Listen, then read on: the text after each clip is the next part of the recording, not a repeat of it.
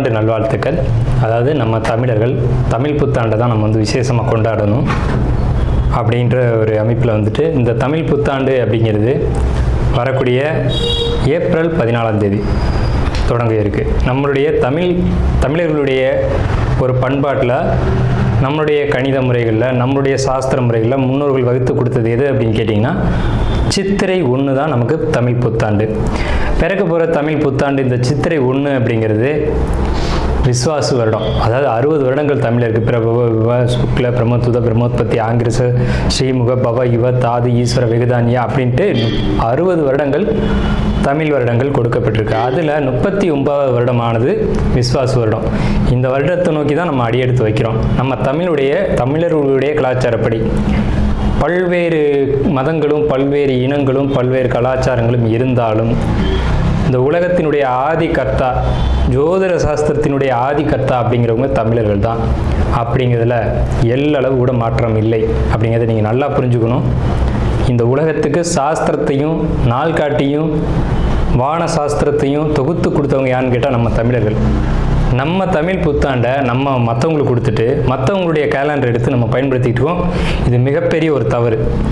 இந்த இடத்துல நம்மளுடைய தமிழ் புத்தாண்டை நம்ம பின்பற்றணும்னு சொல்லி ஒரு வேண்டுகோளை நம்ம வச்சுட்டு இந்த தமிழ் புத்தாண்டு எப்படி இருக்குது அப்படிங்கிற அமைப்பையும், தமிழ் புத்தாண்டு என்ன, தமிழ் புத்தாண்டுடைய சிறப்புகளையும் நம்ம வந்து பேசுவோம். நாள் என் செய்யும் வினைதான் என் செய்யும் என்னை நாடி வந்த கோள் என் செய்யும் கொடுங்கூற்று என் செய்யும் கூரேசர் இருந்தாலும் சிலம்பும் சதங்கையும் தண்டையும் சண்முகன் தோளும் கடம்பும் என் கண்முன் வந்து தோன்றினேன். அதாவது நம்மளுடைய தமிழ் கடவுள் அப்படிங்கிறவர் முருகன் தாங்க. அகத்தியருக்கு தமிழை கற்றுக் கொடுத்தவர் யாருன்னு கேட்டிங்கன்னா முருகன் தாங்க. முருகன் தான் தமிழ் கடவுள். அதாவது அவருடைய பிறப்பு வேணால் நம்ம வந்து சிவன் பார்வதி அப்படி இப்படின்னு நம்ம சொல்லலாம். ஆனால் தமிழுக்கென்ற ஒரு கடவுள், தமிழினுடைய ஆதி கர்த்தா அப்படிங்கிறவங்க யாருன்னு கேட்டிங்கன்னா முருகன் தான். ஸோ அதனால் நம்ம முருகனை வணங்கி நம்ம இந்த பதிவை தொடர்வோம். சித்திரை 1 அப்படிங்கிறது ஏப்ரல் 14 ஆங்கில கணக்குப்படி. ஆங்கில கணக்கை தயவு செஞ்சு யாரும் எடுத்துக்க வேணாம். ஆங்கில நாள்காட்டி தவறானது தான். இது வந்து நம்ம சவால்கிட்டே சொல்லலாம். ஒரு 15 நாட்கள் ஆங்கில நாட்காட்டியில் காணாமல் போய் அதை தேடி கண்டுபிடிச்சி அதுக்காக நாட்களை திருத்தின ஒரு வரலாறு நம்ம வரலாறு இருக்குது. நல்லா தெரிஞ்சுக்கோங்க. இன்னையிலேருந்து இன்னும் நூற்றுக்கணக்கான வருடங்களுக்கு கிரகணத்தை ஆதி காலத்திலே குறித்து வச்சுருக்காங்க நம்ம முன்னோர்கள். ஸோ அப்படிப்பட்ட நம்மளுடைய தமிழ் வருடப்பிறப்பான விஸ்வாச வருடப்பிறப்பு எப்படி நடக்குது அப்படின்னு பார்த்தீங்கன்னா, திங்கட்கிழமை அன்னைக்கு பிரதமை திதியில் சுவாதி நட்சத்திரத்தில் வஜ்ரம் நாமயோகத்தில் கௌளவ கரணத்தில் பிறக்க இருக்குது. இந்த சித்திரை 1 தாங்க கேரளாவில் ஐயப்பனுக்கு நடை திறப்பு முதல்ல நடக்கக்கூடிய நாள் அப்படின்னா சித்திரை விசு அப்படின்னு சொல்லுவாங்க. விசு அப்படின்னா சமப்படுத்துதல் அப்படின்னு பேர். சித்திரை விசு அப்படிங்கிறத கேரளாவில் விசேஷமாக கொண்டாடுறாங்க. ஏன்னா நம்மகிட்டேருந்து பிழிஞ்சு போன ஒரு மொழி வந்து மலையாளம் அப்படிங்கிறது. சரி, விஸ்வாசு வருடத்துக்கு நம்ம முன்னோர்கள் என்ன விளக்கம் கொடுத்துருக்காங்க அப்படின்னா, விஸ்வாசு அப்படின்ற சொல் வந்துட்டு நேர்மை, நீதி, செல்வம் அப்படின்னு உயர்ந்த ஒரு அர்த்தத்தை வச்சுருக்காங்க. நம்மளுடைய தமிழ் மொழிக்கு நம்ம தமிழ்லேயே அர்த்தங்கள் தேட வேண்டிய ஒரு காலகட்டம் வந்தாச்சு. சரி, இந்த விஸ்வாசு வருடம் அப்படிங்கிறது நேர்மை, நீதி, செல்வம் அப்படிங்கிற ஒரு அர்த்தத்தில் வருது இந்த சொல் அப்படிங்கிறது. இந்த விஸ்வாசு வருடத்துக்கு உண்டான பலன்களாக நம்ம முன்னோர்கள் என்ன சொல்லியிருக்காங்க அப்படின்னு பார்த்தீங்கன்னா, விஸ்வாசு வருடம் தன்னில் வேளாண்மை ஏறும், பசுமாடும் மாடும் பழிக்கும், சிசு நாசம், மறையோர்கள் வாழ்வார்கள், மாதவங்கள் மீறுமே, மற்றுலகில் உண்டு மலை அப்படின்னு சொல்லியிருக்காங்க. மற்றுலகில் உண்டு மலை அப்படின்னு முடிக்கிறாங்க. இதனுடைய அர்த்தம் என்னன்னு கேட்டிங்கன்னா, இந்த வருடம் விஸ்வாசு வருடம் அப்படிங்கிறது ஒவ்வொரு 60 வருடங்களுக்கு ஒரு முறை 39 ஆண்டாக பிறக்கக்கூடிய இந்த விஸ்வாசு வருடமானது வருகின்ற காலகட்டத்தில் எல்லாம் வேளாண்மை உயரும் அப்படின்னு சொல்லியிருக்காங்க. மாடும் பழிக்கும் அப்படின்னா நம்மளுடைய பசுமாடுகள் அப்படிங்கிறது நல்ல ஒரு முன்னேற்றத்தை அடையும். மாடு ஆடுகளுக்கு ஒரு நல்ல தீவனங்கள் கிடைத்து அதுவும் நல்ல செழித்து வரும். ஆதி காலத்தில் வந்து மாடை தான் செல்வமாக குறிப்பிட்டிருக்காங்க. இன்றைக்கி வந்து பணம் அப்படின்ற ரூபாய் தாள்களை நம்ம வந்து பணமாக குறிப்பிட்றோம். ஒரு முன்னோர்கள்லாம் வந்து மாடு எவ்வளோ இருக்குது, மாட்டினுடைய அந்த குப்பை வந்து வேஸ்ட்டெல்லாம் எங்கே ஒரு மனிதன் வந்து எங்கே சேகரிக்கிறானோ அதை போய் முதல்ல பார்ப்பாங்கங்க. அதை வச்சு தான் அவனுடைய செல்வம் என்னன்றதை குறிப்பிட்டு பொண்ணு கொடுக்குறதா இருக்கட்டும், பொண்ணு எடுக்கிறதா இருக்கட்டும், இதெல்லாம் நம்முடைய மரபில் இருந்து வந்த ஒரு விஷயம். ஸோ அப்போ இத்தனை மாடுகள் இருந்தால் தான் அவன் செல்வந்தன் அப்படின்ற ஒரு கான்செப்ட் வந்து முன்னோர்கள் நமக்கு காமிச்சிருக்காங்க. அப்படிப்பட்ட பசுமாடுகள் மாடும் பழிக்கும் அப்படின்ற ஒரு வார்த்தையை வந்து அங்கே குறிப்பிட்டிருக்காங்க. சிசு நாசம் அப்படின்ற வார்த்தையை சொல்கிறாங்க. மறையோர்கள் வாழ்வார்கள். மறையோர்கள்னு யாருன்னு கேட்டிங்கன்னா சமுதாயத்தில் முக்கியமாக இருக்கக்கூடிய பெரியவங்க, மற்றவங்களுக்கு வழிகாட்டக்கூடியவங்க வாழ்வாங்க அப்படின்ற சொல்லியிருக்காங்க. மாதவங்கள் மீறுமே அப்படின்ற ஒரு வார்த்தையும் வருது. மாதவங்கள் மீறும் அப்படின்னா ஒழுக்கக்கேடான செயல்பாடுகளில் மனிதர்கள் நடக்க வேண்டிய காலகட்டங்கள் வரும். ஒழுக்கக்கேடுனா என்னங்க? இந்த விரல் தான் ஒழுக்கக்கேடு, இந்த ஒற்றை விரல் தான். இந்த விரலை வச்சு தான் நம்ம பட்டன் அமுக்கிறோம், காசு வாங்கிட்டு அமுக்கிறோம். இதுதான் மாதவங்கள் மீறுமே அப்படின்றது. ஸோ அந்த மாதிரிலாம் இல்லாமல் மனசாட்சிக்கு துரோகம் செய்யாமல் யார் நீதி பரிபாலனம் செய்வாங்க அப்படின்றத தெரிஞ்சு சரியான வாக்களித்து நல்ல தலைவனை தேர்ந்தெடுக்க வேண்டிய காலகட்டங்கள் அப்படிங்கிறத இங்கே மறைமுகமாக இந்த விசுவாச வருடத்தினுடைய வெண்பா பாடல் அப்படிங்கிறது நமக்கு சுட்டி காட்டுது. இந்த சித்திரை வருட பிறப்பானது மகர லக்னம்னு சொல்லக்கூடிய சர லக்னங்களில் விழுகுது. எப்படின்னு கேட்பீங்க? தமிழனுடைய கணக்குப்படி சூரியன் எப்போது கிழக்கு வானில் உதிக்கிறதோ அதுதான் லக்னம். ஸோ சித்திரை மாதம் 1ஆம் தேதியானது உதிக்கக்கூடிய நேரம் அப்படிங்கிறது கிழக்கு வானத்தில் சூரியன் உதிக்கக்கூடிய அந்த டைம் அப்படிங்கிறது 2:22 அதிகாலை மணி 2:22க்கே சூரியன் கிழக்கு வானத்தில் உதிச்சிடறாரு. அப்போ அது லக்னமாக போட்டுக்கணும், இந்த வருடத்தினுடைய பிறப்பு லக்னமாக போட்டுக்கணும். ஸோ அப்படி நம்ம போடும்போது மகர லக்னம் சர லக்னத்தில் விழுகுது. முன்னோர்கள் சித்திரை 1ஆம் தேதி அப்படிங்கிறத கண்டறிஞ்சு அந்த 1ஆம் தேதி தொடங்கக்கூடிய லக்னத்தை கண்டறிஞ்சு அதுக்கான பலன்களை பஞ்சாங்கங்களில் எழுத ஆரம்பிச்சிருக்காங்க. ஸோ அதன் அடிப்படையில் சர லக்னமான மகர லக்னத்தில் இந்த புத்தாண்டு அப்படிங்கிறது பிறகுது. இது ஒரு விசேஷமான ஒரு விஷயந்தான். ஏன் அப்படின்னு கேட்டிங்கன்னா, அந்த மகர லக்னத்துக்கு அதிபதியான சனி பகவான் ஒரு பலமான ஒரு நிலையில் வருடப்பிறப்பின் போது இருப்பாங்க அப்படிங்கிற ஒரு விசேஷமான ஒரு அமைப்பில் இந்த வருடப்பிறப்பு அப்படிங்கிறது விஸ்வாச வருடம் பிறக்கின்றது. ஸோ இந்த விஸ்வாச வருடம் பிறக்கும் போதே நமக்கு ஒரு நல்ல செய்தி கிடைச்சாச்சு, இந்த வருடம் நன்றாக இருக்க போகுது அப்படிங்கிற ஒரு விஷயம். சரி, இதை சித்திரை மாதம் தான் நீங்கள் தமிழருடைய கலாச்சாரம் அப்படின்னு சொல்றீங்களே, இதுக்கு ஏதாவது ஆதாரம் இருக்கா அப்படின்னு கேட்டிங்கன்னா கண்டிப்பாக இருக்கிறது. புறநானூறு அப்படின்ற ஒரு தமிழ் இலக்கியம் இருக்குது. அதில் போய் தேடி பார்த்தீங்க அப்படின்னா தலைநாள் பூத்த பொன் இணர் வேங்கை அப்படின்ற சொல்லும், கனிவேங்கை நன்னாளே நாடி மலர்தலால் அப்படின்ற வார்த்தை வரும். அதாவது சித்திரை மாதத்தில் பூக்கள் அதிகமாக பூத்து குலுங்கும், அதனால தலைநாள் அப்படின்ற சொல்ல யூஸ் பண்ணுறாங்க. தலைநாள்னா முதல் மாதம் அப்படின்னு, தலை மாதம் கடை மாதம் அப்படின்னு பிரிக்கிறாங்க. கனிவேங்கை நாடி மலர்தலால், கனிவேங்கை நல்லான் நாடி மலர்தலால், அந்த பூக்கள் பூக்கிறதுனால அந்த கனிவேங்கை மாதம் அப்படிங்கிறதையும் தலைநாள் பூத்த பொன் இணர் வேங்கை அப்படின்ற சொல்லும் புறநானூறு அப்படின்ற இலக்கியத்தில் தமிழ் மாதம் முதல் மாதம் சித்திரை மாதம்ன்ற குறிப்பீடு அங்கே இருக்குது. சரிங்களா? வண்ண மலர்கள் பூத்து குலுங்கக்கூடிய ஒரு பொன்னான மலர்கள், பொன் போன்ற மலர்கள். இன்றைக்கும் கேரளாவில் ஒரு மஞ்சள் நிறத்தில் தங்க நிறத்தில் பூக்கக்கூடிய பூக்களை பறித்து அவங்க விசேஷத்துக்கு சித்திரை 1 அன்னைக்கு கொண்டாடுறாங்க. அவங்க தமிழ் பண்பாடை பின்பற்றுறாங்க அப்படின்றத இதை நீங்கள் தெரிஞ்சுக்கலாம். சரிங்களா? இப்போ இந்த சித்திரைக்கு அதிதேவதை யாருன்னு கேட்டிங்கன்னா மகாவிஷ்ணு. மகாவிஷ்ணு தான் காக்கக்கூடிய கடவுள் அப்படின்னு சொல்கிறாங்க. மகாவிஷ்ணு எங்கும் நிறைந்தவர் அப்படின்னு சொல்கிறாங்க. சரிங்க சார், சித்திரை மாதம் விசேஷங்களை கொண்டாடலாமா அப்படின்ற ஒரு கேள்வி வரும். 100% கொண்டாடலாம். ஏன்னு கேளுங்க.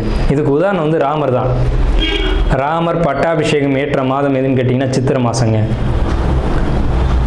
அப்போது விலக்கப்பட்ட மாதங்கள் அல்ல, இது விசேஷத்துக்கு ஏற்றுக்கொள்ளப்பட்ட மாதம் எதுன்னு கேட்டிங்கன்னா சித்திரை மாதம்தான். பகவத்கீதையிலே ஒரு வார்த்தை வருது, ருதுக்களில் நான் வசந்த ருதுவாக இருக்கிறேன் அப்படின்னு கிருஷ்ணன் சொல்கிறார். நம்மளுடைய வாக்கியம் இல்லை, இது பகவானுடைய சொல். அப்போ வசந்த ருது அப்படின்றது எதுன்னு கேட்டிங்கன்னா சித்திரை 1 தான் வசந்த ருதுனுடைய தொடக்கம். வசந்த காலம் அப்படிங்கிறது வெயில் காலம் அப்படின்னு தான் பேர், கோடை காலம் அப்படின்னு பேர். வசந்த காலமானது சித்திரை வைகாசி, இந்த 2 மாதத்தையும் வசந்த காலம் அப்படின்னு குறிப்பிடுறாங்க சமஸ்கிருதத்தில். அப்போ இந்த வசந்த காலம் எனக்கு பிடித்த ருது அப்படின்னு சொல்கிறாரு கிருஷ்ணர். ஸோ ராமர் பட்டாபிஷேகம் ஏற்றுக்கிட்ட ருது எது அப்படின்னு கேட்டிங்கன்னா சித்திரை மாதம். அப்போ சித்திரை மாதம் புது வீடு வாங்கலாம், புது வீடுக்கு கிரகப்பிரவேசம் பண்ணலாம், புது மனை எழுப்பலாம், மனை சம்பந்தப்பட்ட விஷயங்கள், மங்கள காரியங்கள் இது எல்லாம் செய்வதற்கு உகந்த மாதம் சித்திரை மாதம். சரி, அப்போ அந்த சித்திரை மாதம் பார்த்தீங்கன்னா சித்ரா பௌர்ணமி அப்படின்னு ஒன்று வரும். சித்திரை பௌர்ணமி அப்படின்ற ஒரு விசேஷம் வரும். சூரியன் மேசத்திலும் சந்திரன் துலாத்திலும் இருந்து சித்திரை நட்சத்திரம் வருகின்ற நாளில் பௌர்ணமி திதியானது உதிக்கும். ஒவ்வொரு தமிழ் மாதத்துக்கும் குறிப்பிட்ட நட்சத்திரத்தில் தான் பௌர்ணமி திதி வரும். அந்த திதி எந்த காலகட்டத்திலையும் மாறாது. அதனால தமிழர்கள் ரொம்ப நுட்பமானவர்கள் நம்ம சொல்கிறோம். வைகாசி மாதம் அப்படின்னு எடுத்துக்கிட்டோம்னா அந்த மாதத்துக்கு பேர் வைகாசின்னு ஏன் வந்தது அப்படிங்கிறது தெரியணும். விசாக நட்சத்திரத்தில் பௌர்ணமி உதிக்கும். மேச ராசியானது மே மாதம் நம்ம மேச ராசின்னு சொல்கிறோம், மேடத்தை மே அப்படின்னு சொல்கிறோம். நம்மக்கிட்டேருந்து எடுத்துக்கொண்ட ஒரு வார்த்தை ஆங்கிலத்தில். மேடம்ன்ற சொல்ல மேஷம், மேடம்ன்ற சொல்ல மே அப்படின்னு திரிச்சிருக்காங்க. இவ்வளோதான் விஷயம், சரிங்களா? மேடம் நம்ம குறிப்பிட்றோம் ராசியில், அதை மே மாதம் அவங்க குறிப்பிட்றாங்க. அப்போ இந்த பருவ காலத்தில் மே மாதம் வரக்கூடிய இந்த சித்திரை நட்சத்திரத்தில் தான் சித்திரை மாதம் பௌர்ணமி உதிக்கும். முழு நிலா, பெரிய நிலா உதிக்கும். சந்திரன் வந்து ரொம்ப பிரகாசமாக இருக்கக்கூடிய பௌர்ணமி திதியானது முதல்ல உதிக்கிற மாதம் சித்திரை மாதத்தில் தான் அவ்வளோ முழு நிலாவாக ஒலிக்கும். இந்த சித்ரா பௌர்ணமி அப்படிங்கிறது சித்திரகுப்தனுக்கான விசேஷ நாள். சித்திரகுப்தன் யாருங்க? யமனுடைய பிஏ, யமனுடைய கணக்காளி, யமனுடைய பணியாளர். இவரை வந்து இந்த மாதத்தில் விசேஷமாக கொண்டாடுறாங்க. நம்மளுடைய முன்னோர்கள் இறந்தவங்க இருக்காங்க அப்படின்னா அவங்க நல்ல ஆத்மாவா கெட்ட ஆத்மாவான்னு கணக்கு எழுதக்கூடியவர் சித்திரகுப்தன் தான். அந்த கணக்கு அவர் எழுதுறதுனால தான் சித்ரா பௌர்ணமி அன்னைக்கு நம்ம முன்னோர்களை கொண்டாடி விசேஷமாக வழிபாடு செய்கிறோம். தை 1 தமிழ் புத்தாண்டுன்னு கொண்டு வந்தாங்க. அதை முழுமையாக ஒரு வருடம் கூட அவங்களால கடைபிடிக்க முடியல. இன்னொரு வரைக்கும் அதுக்கான சரியான கணக்கீடுகளை அவங்களால கொடுக்க முடியலை. வார்த்தைக்கு தை 1 தான், இது வந்து நாங்கள் ஆதாரத்தை கண்டுபிடிச்சிட்டோம், எங்கள்கிட்ட இது இருக்குது அது இருக்குது அப்படின்லாம் சொன்னாங்க. ஆனால் ஒரு தெளிவான ஒரு விஷயத்தை அவங்களால கொடுக்க முடியல. அதுக்கான ஒரு காலண்டரையோ நாட்காட்டியோ அவங்களால கொடுக்க முடியல. சித்திரை 1 தான் தமிழர்களுக்கான புத்தாண்டு. அந்த புத்தாண்டை விசேஷமாக கொண்டாடணும். எப்படிலாம் கொண்டாடலாம் சார்? எப்படி கொண்டாடலாம்? சித்திரை மாதத்துக்கு முத நாளே அதுக்கு நம்ம தயாராகணும். நம்மளுடைய பாரம்பரிய உடைகளை அன்றைக்கி அணியணும். என்னது நம்ம பாரம்பரிய உடை அப்படின்னு கேட்டிங்கன்னா, தும்பப்பூ மல்லு வேட்டின்னு கேள்விப்பட்டிருப்பீங்க. மல்லு வேட்டி வந்து தும்ப நிறத்தில் தாங்க இருக்கும். தமிழருடைய உடை அப்படின்னு எடுத்துக்கிட்டிங்கன்னா, நம்ம வந்து வெயிலில் இருக்கக்கூடியவங்க, விவசாயம் பண்ணக்கூடியவங்க, உழைக்கக்கூடியவங்க, நமக்கு வந்து மல்லு வேட்டி தான் ஒத்து வரும். இந்த இப்போ கலாச்சாரம் மாறிடுச்சு, என்னென்னவோ உடைகள் அணிகிறாங்க. அதெல்லாம் நமக்கான உடை கிடையாது. தும்பப்பூ மல்லு வேட்டி தான் நமக்கான உடை. அப்போ இந்த மல்லு துணியை தான் நம்ம வஸ்திரத்தை அணியணும். மேல் சட்டை போடக்கூடிய வழக்கம் நம்மளுடைய கலாச்சாரத்தில் கிடையாது. அப்படி போடுறது ரொம்ப தவறான விஷயம். நம்ம தவறான விஷயத்தை நோக்கி போய்கிட்டுருவோம். ஒரு ஊசியில் குத்தி ஒரு துணியை நெஞ்சு நீங்கள் போட்டிங்கன்னா நீங்கள் தமிழர்களே கிடையாது. உறுதியாக சொல்லுவேன். வெறும் துணியை நூலில் கோக்காமல் அணிகிறவன் தான் உண்மையான தமிழன். இதை மறுத்து பேசவே முடியாது. இதுதான் உண்மையான வரலாறு. அதாவது ஒரு துணியை எடுத்து அப்படியே உடலில் சுற்றிக்கணும், அவன் தான் தமிழன். மேல் அங்கம் வந்து வஸ்திரம்ன்ற துண்டும், அது எவ்வளோ பெருசாக வேணாலும் இருக்கலாம், அது சின்னதாக வேணாலும் இருக்கலாம். அது அவங்களுடைய வசதியை பொறுத்தது.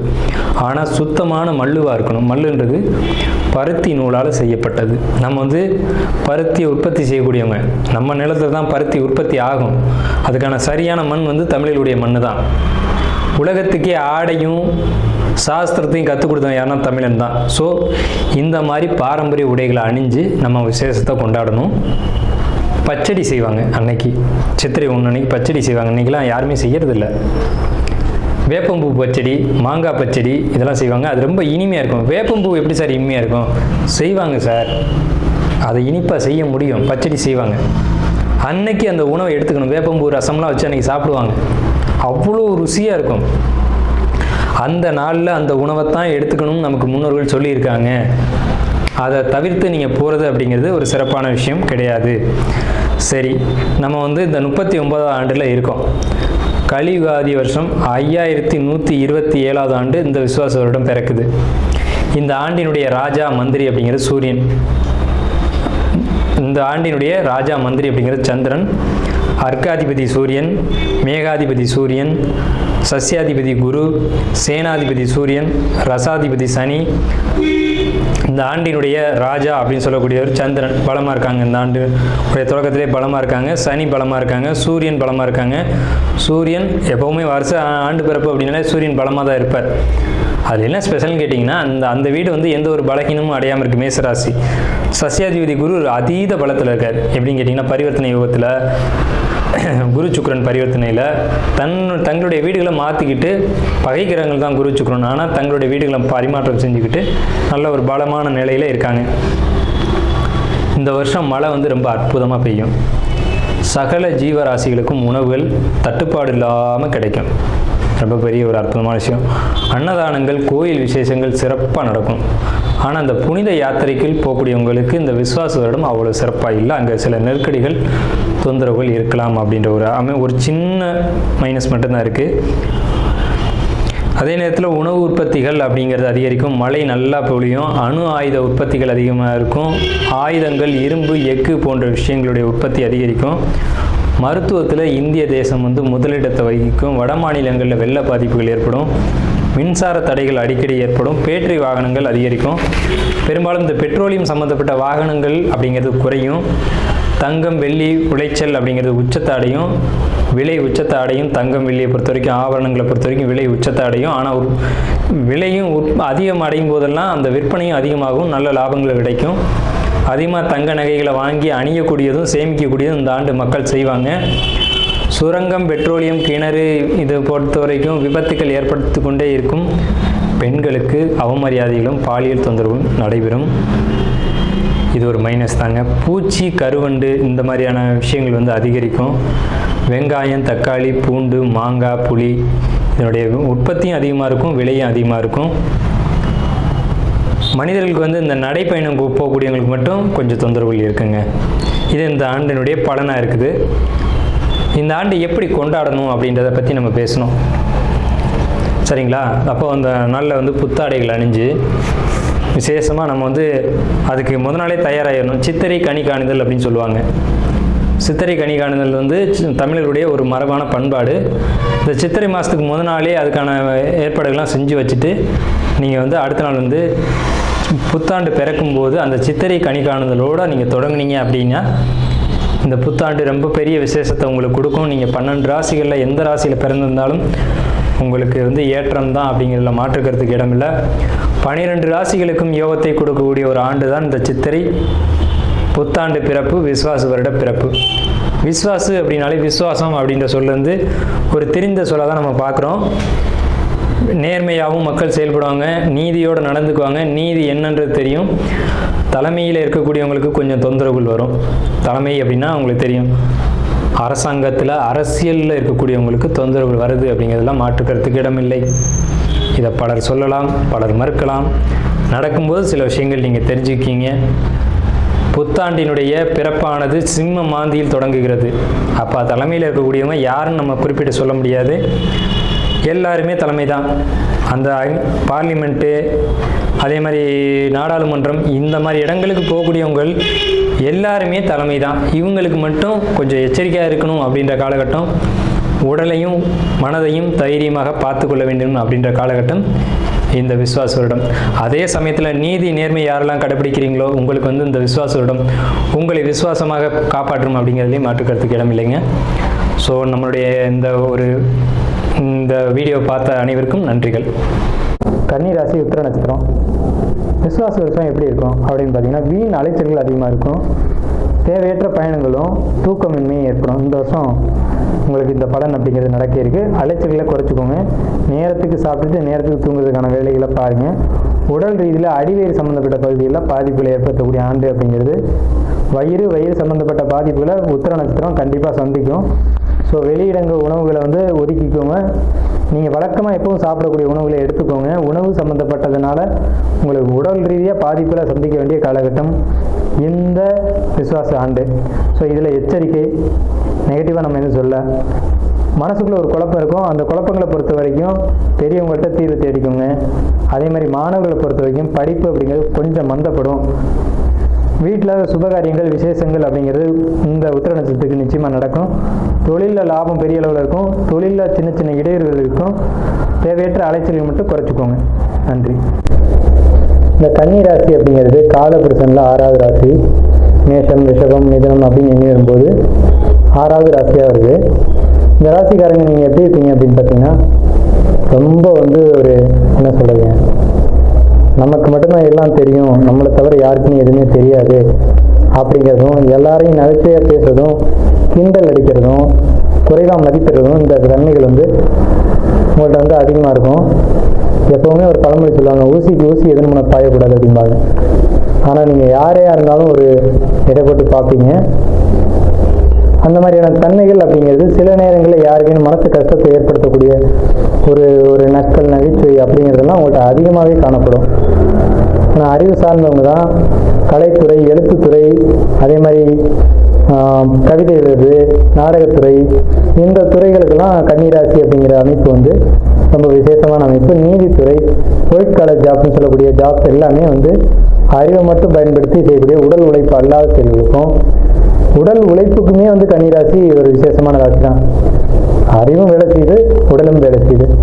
கடுமையாக உழைக்கிறீங்க, அதே நேரத்தில் அறிவை ரொம்ப பயன்படுத்தி உழைக்கிறீங்க அப்படின்னா அவங்க யாருன்னு கேட்டிங்கன்னா கன்னிராசி, கன்னி லக்னக்காரங்க தான். ஸோ இப்பேற்பட்ட விசேஷங்கள் நிறைந்த இந்த கன்னிராசிக்கு விஸ்வாச ஆண்டு எப்படி இருக்கும்? முதல்ல விஸ்வாச ஆண்டினுடைய பலன்களை பார்க்குறோம். விஸ்வாச வருடம் தண்ணில் வேளாண்மை ஏறும் அப்படின்னு சொல்லியிருக்காங்க. தயவு செஞ்சு நம்மளுடைய சேனலை ஸ்கிப் பண்ணாமல் முழுமையாக பாருங்கள். நம்ம வந்து ஜோதிடம், ஆன்மீகம், பரிகாரம், ராசிபலன் அப்படிங்கிற வீடியோக்களை தொடர்ந்து கொடுக்குறோம். தங்களுடைய பொன்னான நேரத்தை ஒதுக்கி முழுமையாக பாருங்கள் மற்றும் நம்ம சேனலுக்கு ஆதரவு கொடுங்க. இந்த சேனலை பொறுத்த வரைக்கும் சப்ஸ்கிரைப் பண்ணி வச்சுக்கோங்க. விஸ்வாச ஆண்டை பொறுத்த வரைக்கும் விஸ்வாசம் வருடம் தண்ணில் வேளாண்மை ஏறும், பசுமாடு மாடும் பள்ளிக்கும்,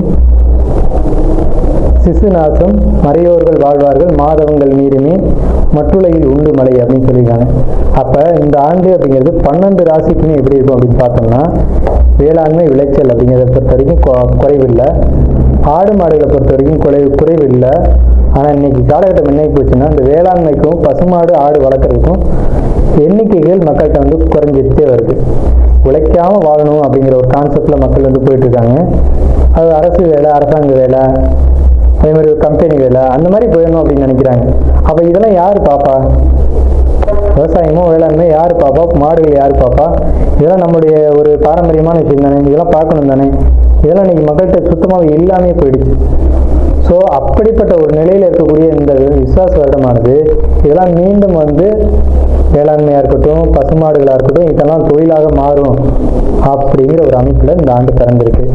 ஸோ முதல்ல நான் உங்களுக்கு வாழ்த்துக்களை தெரிவிச்சுக்கிறேன்.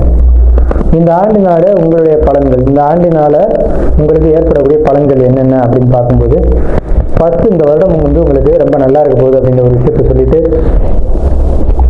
எந்த ஒரு விஷயத்தையும் நிதானித்து பொறுமையாக முடிவெடுப்பீங்க, பெரியவங்களுக்கு மதிப்பு கொடுத்து ஒரு முடிவை எடுப்பீங்க அப்படின்ற முதல் விஷயத்தை நான் உங்களுக்கு பதிவு செய்கிறேன். குழப்பங்கள் கொஞ்சம் இருக்கும். ஒரு மாதிரி குழப்பமாக இருக்கும்போது, முடிவெடுக்க முடியாமல் இருக்கும்போது பெரியவங்களை கேட்டு நீங்கள் முடிவெடுப்பீங்க அப்படின்ற ஒரு நல்ல விஷயம் இந்த ஆண்டில் வந்து தெரியுது. உங்களுடைய சாட்டை பொறுத்த வரைக்கும், இந்த ஆண்டினுடைய கிரக அமைப்பை பொறுத்த வரைக்கும் தெரியுது. அதே மாதிரி இந்த ஆண்டு பொருளாதார வரவு பொறுத்த வரைக்கும் உங்களுக்கு பெரிய அளவில் இருக்கும். ஒரு மனிதனுக்கு பொருளாதார வரவு சரியாக இருக்குது அப்படின்னா அவனுக்கு நிம்மதி அப்படிங்கிறது கிடைச்சிருக்கு. ஸோ நிம்மதி கிடைச்சிட்டாலுமே வாழ்க்கையில் யாருக்கும் துன்பம் துயரங்கள் நினைக்காம தன்னுடைய வேலை உண்டு, தான் உண்டு அப்படின்னு போகக்கூடிய ஒரு அமைப்பு உண்டு. ஸோ இந்த ஆண்டு நீங்கள் வந்து ரொம்ப ஒரு கிளியரன்ஸாக இந்த ஆண்டை வந்து நகர்த்திட்டு போகிறதுக்கும் யாருக்கும் எந்த துன்பங்கள் விளைவிக்காமல் உங்கள் வாழ்க்கையை நகர்த்திட்டு போகக்கூடிய ஒரு ஆண்டாக இருக்கும். மொத்தமாக சொல்ல போனோம் அப்படின்னா இந்த ஆண்டு அப்படிங்கிறது சகோதர வழி உறவுகள், உங்களுடைய சொந்த பந்த உறவுகள், இவங்கள்ட்டெல்லாம் ஒரு நல்ல மதிப்பு மரியாதை கிடைக்கும். அதேமாதிரி அவங்களும் உங்களை நல்ல ஒரு மதிப்பு மரியாதையும் நடத்துவாங்க. நீங்களும் அவங்கள்ட்ட ஒரு அனுசரணையாகவும் அன்பாகவும் நடந்துக்குவீங்க அப்படின்ற ஒரு தன்மை வந்து இந்த ஆண்டில் நிச்சயமாக இருக்குது. ஸோ பொருளாதாரத்தை பொறுத்த வரைக்கும் எந்த ஒரு தொந்தரவுகளோ பிரச்சனைகளோ இல்லை. தந்தையோட உடல்நிலையை பொறுத்த வரைக்கும் கொஞ்சம் எச்சரிக்கையாக இருக்கணும் அப்படின்ற அமைப்பு வந்து கன்னிராசிக்கு இந்த ஆண்டினுடைய கிரக அமைப்பு அப்படிங்கிறத சுட்டி காட்டுது. மனசுக்குள்ளே எப்போவுமே ஒரு குழப்பம் இருக்கும். இந்த குழப்பத்துக்கு நீங்கள் யார்கிட்டையும் முடிவு தெரிவிக்க மாட்டீங்க. ஏன்னா உங்களுக்கு வந்து அந்த ஹெட்வைட் அப்படிங்கிறது இருக்கும். யார்கிட்டையும் கேட்கக்கூடாது. இல்லை அப்படின்னா ரொம்ப பெரியவங்க, சமுதாயத்தில் ரொம்ப முக்கியமானவங்கள்ட்ட மட்டும் ஆலோசனை கேட்டுக்கீங்க. பெரும்பாலும் ஜட்ஜஸ் தான் இந்த லக்னத்தில் இருப்பாங்க. அவங்க போய் யார்கிட்ட கேட்க முடியும்? ஒரு கஷ்டம் கவலைன்னா யார்கிட்டையும் தெரிவிச்சுக்க முடியாது. அவங்களாம் ஒரு உயர் பதவியில் இருக்கக்கூடியவங்க. ஸோ அந்த மாதிரியான ஒரு நிலையில் இருக்கக்கூடியவங்களுக்கு என்ன மாதிரியான பலன்கள் அப்படின்னு பார்த்தா யார்கிட்டையாவது முக்கியமானவங்கள்ட்ட தான் ஆலோசனை கேட்க முடியும் அப்படிங்கிற ஒரு அமைப்பில் இருக்கீங்க. ஸோ யாரேனும் ஒரு பெரியவங்களை நாடி நீங்கள் வந்து உங்களுடைய குழப்பங்களை தீர்த்து கொள்ளக்கூடிய ஒரு ஆண்டாக இந்த ஆண்டு இருக்கும். உங்கள் குடும்பத்தில் சுப காரியங்கள், சுப நிகழ்ச்சிகள் அப்படிங்கிறது நிச்சயமாக நடக்கும். குழந்தை இல்லைன்னு காத்துட்டு இருக்கவங்களுக்கு குழந்தை கிடைக்கும். அதே மாதிரி வீடு கட்டணும் அப்படின்னு நினைக்கக்கூடிய கன்னிராசி, கன்னி லக்னக்காரங்களுக்கு இடம், நிலம், வீடு, சொத்து சேர்க்கைக்கான காலகட்டங்கள், கிரகப்பிரவேசம், இந்த மாதிரி முக்கியமான மங்கள காரியங்களை செய்யக்கூடிய காலகட்டம் தான் இது. அப்படி இல்லை சார், பழைய வீடாக இருக்குது சார், ஆல்ட்ரு பண்ணணும்னு நினைக்கிறேன், கண்டிப்பாக பண்ணுவீங்க, ஆல்ட்ரு பண்ணுவீங்க ஆல்ட்ரு பண்ணக்கூடிய ஒரு காலகட்டம் இந்த ஆண்டில் இருக்குது. குழந்தைகளை பொறுத்த வரைக்கும் அவங்களுடைய வாழ்க்கையில் ஒரு நல்ல காரியம் அப்படிங்கிறது தான் நடக்கும். குழந்தைகள் வெளியூர் வெளிநாடு போய் படிக்கக்கூடிய அமைப்பு அப்படிங்கிறது கன்னிராசிக்கு உண்டு. இல்லை சின்ன பையனாக இருக்கான், இப்போ தான் ஸ்கூலில் சேர்க்க போகிறேன் அப்படின்னீங்கன்னா ஒரு ஸ்கூலில் சேர்க்கக்கூடிய ஒரு அமைப்பு, அல்லது உயர்கல்விக்காக இன்னொரு இடத்துல கூட்டி போய் சேர்க்கக்கூடிய ஒரு அமைப்பு அப்படிங்கிறதுலாம் கன்னிராசி கன்னி லக்னத்துக்கு இந்த ஆண்டு நிச்சயமாக உண்டு. வம்பு வழக்கு கோர்ட்டு கேஸை பொறுத்த வரைக்கும் கன்னிராசிக்கு சாதகமான தீர்ப்புகள் அப்படிங்கிறது இந்த ஆண்டு வரும். எதிரிகளுடைய தொந்தரவு அப்படிங்கிறது அதுலேருந்து நிவர்த்தியாகி அதில் ஒரு தீர்வு கிடைக்கக்கூடிய காலகட்டம் அப்படிங்கிறது கன்னிராசிக்கு எந்த விசுவாச ஆண்டு அப்படிங்கிறது எதிரிகளுடைய தொல்லைக்கு ஒரு முற்றுப்புள்ளி அப்படின்னு சொல்லலாம். அதே டைமில் யார் நல்லவங்க யார் கெட்டவங்க அப்படின்னு பிரித்து பார்க்கக்கூடிய ஒரு காலகட்டம் இது. அப்போ இத்தனை நாள் வரைக்கும் நம்ம ஒரு தவறான ஒரு நபரை வந்து நல்லவர் நினச்சிருந்துருப்போம், அவன் தான் படு ஐக்கியம் நடந்திருப்பான். அவங்கள விட்டு ஒதுங்கி வரக்கூடிய காலகட்டம். நல்ல நண்பர்கள் வந்து சேருவாங்க. ஒரு ஆகாத நபர்கள் இருக்காங்க அப்படின்னா நம்ம நட்பு வட்டத்திலிருந்து வெளியேறுவாங்க அப்படிங்கிற ஒரு அமைப்பு இருக்குது. தொழில் செய்யக்கூடிய கன்னிராசிக்காரங்களை பொறுத்த வரைக்கும் தொழில் சற்று தொய்வு ஏற்படும் அப்படிங்கிற மாற்றுக்கிறது கேட்டோம்ல. ஆனால் வருமானம் பொருளாதாரத்தை நம்ம முன்னாடியே சொல்லிட்டோம். அப்புறம் ஏன் சார் தொழிலில் பிரச்சனை சொல்லிங்கன்னா, தொழிலில் சின்ன சின்ன சுணக்கங்கள் ஏற்படத்தான் செய்யும், அதையும் நம்ம சுட்டி காட்டிடணும். அதே நேரத்தில் ஜாப்பில் இருக்கக்கூடிய கன்னிராசிக்காரங்களை பொறுத்த வரைக்கும் நல்லா இருக்குது. ஜாப்லேயும் கொஞ்சம் தொந்தரவுகள் வரும். அந்த தொந்தரவுகளுக்கு பின்னாடி அந்த ஜாப்பில் ஒரு ப்ரொமோஷனோ இன்க்ரிமெண்ட்டோ நீங்கள் எதிர்பார்த்த ஒரு விஷயங்கள் அப்படிங்கிறது கிடைக்கும். எதிரிகளை ஜெயிப்பீங்க. நல்ல ஒரு ஆண்டு தான், விசுவாச ஆண்டு. கன்னி லக்னம் அல்லது கன்னி ராசியை பொறுத்த வரைக்கும் மிகப்பெரிய நல்ல பலன்களை அடக்கியிருக்கு. அதாவது ஒரு 60% மேலே நல்ல பலன்களை கன்னிராசிக்கு இந்த விசுவாச புத்தாண்டு அப்படிங்கிறது வச்சிருக்கு. ஸோ வாழ்த்துக்களும் வணக்கங்களும்.